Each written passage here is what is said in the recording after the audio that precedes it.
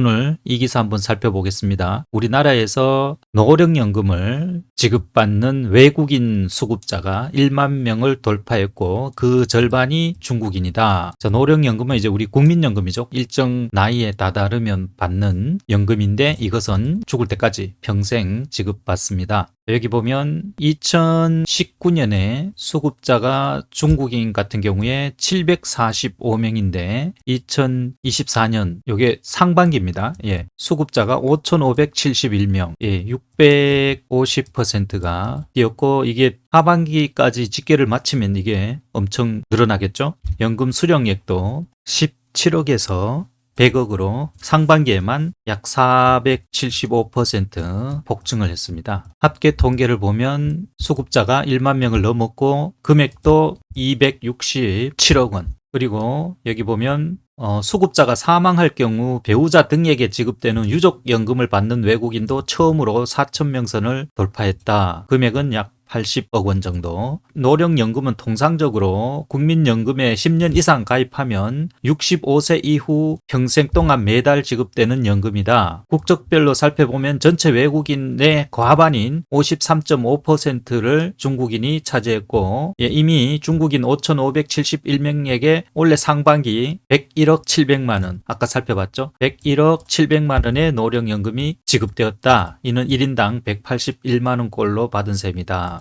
노령연금 수급자가 사망할 경우 배우자에게 지급하는 유족연금을 받는 외국인도 올해 처음으로 4,000명을 돌파했고 유족연금을 받는 외국인은 2019년에는 2,800명에 불과했는데 해마다 늘어나는 추세다. 현재 외국인 국민연금 가입자 중 42.6%가 중국인이고 그 다음에 베트남인, 인도네시아, 캄보디아, 필리핀, 태국, 미국인, 중국 빼면 거의가 동남아입니다. 베트남의 경우 지난해 연말 43,541명에서 반년 사이에 5,000명 이상이 폭증했다. 이 사람들의 국적이 외국인인데 노령연금을 받는다는 것은 입국 후 외국인 신분으로 여기 머문 기간이 그 정도로 오래됐다는 거고 또 앞으로도 평생 여기 머물겠다는 거죠. 예, 이렇게 되면 최소 10년 정도 일한 사람들의 노후를 우리나라의 복지체계 안에서 평생 돌봐줘야 한다는 뜻이잖아요. 이 사람들의 이제 노후까지 우리 국민들이 책임을 져야 되는 그런 구조가 된 거죠.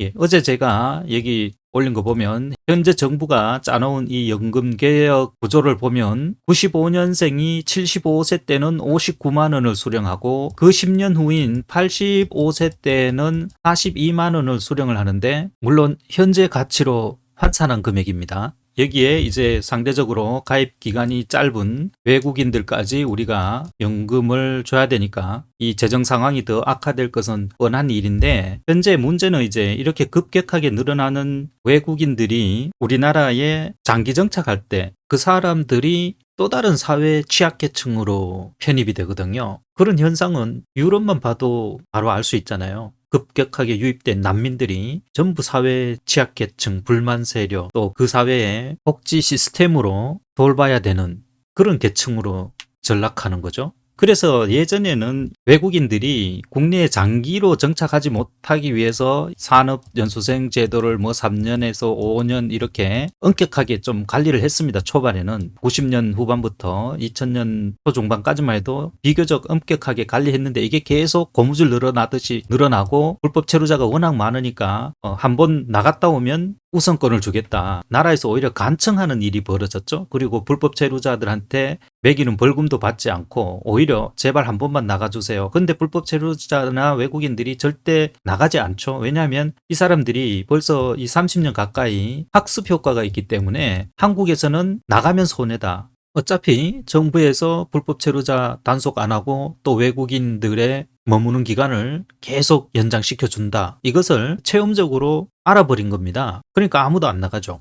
한국 정부로부터 어떠한 불이익도 받지 않는다는 것을 이 사람들이 경험상 알기 때문에 절대로 출국을 하지 않습니다. 그래서 계속 연수기간이 끝나면 불법 체류로 전환하고 연수기간이 끝나면 불법 체류로 전환하고 정부는 이걸 계속 이 기간을 체류 기간을 늘려주고 해서 지금 30년 가까이 들어오는 사람은 있는데 나가는 사람은 없는 아주 희한한 나라가 돼버렸는데요. 이 예전에 이렇게 3년으로 딱 정했던 것은 3년이 넘어가면 이 사람들이 장기 정착할 우려가 커진다고 해서 이렇게 정했던 거거든요. 근데 이게 어느 순간 뭐 5년이 되고 뭐 지금은 몇 년인지 모르겠습니다. 도대체 10년이 되고 하다 보니까 불법 체류자들이 단속되는 거 보면 기본 뭐 10년, 20년 머무른 사람들이 수두룩 빽빽합니다. 최소 2010년부터 머문다고 해도 벌써 14년째 한국에 머무는 거잖아요. 이렇게 되면 여기서 이제 결혼도 하고 또 아이도 낳고 이 사람들은 이제 계속 기회만 보고 있겠죠. 언젠가는 한국이 이 저인구 문제를 해결하기 위해서 가장 손쉬운 방법, 그러니까 들어와 있는 외국인들한테 1차적으로 국적을 주고 그 다음에 뭐 성실하게 합법적으로 근무한 사람들한테 또 국적을 주고 이런 식으로 외국인 우대 정책을 계속 펼 것이다 하는 것을 이 사람들이 거의 뭐 경험상 직감적으로 알고 있으니까 계속 머무르겠죠. 자녀 한 명만 일단 입학을 해도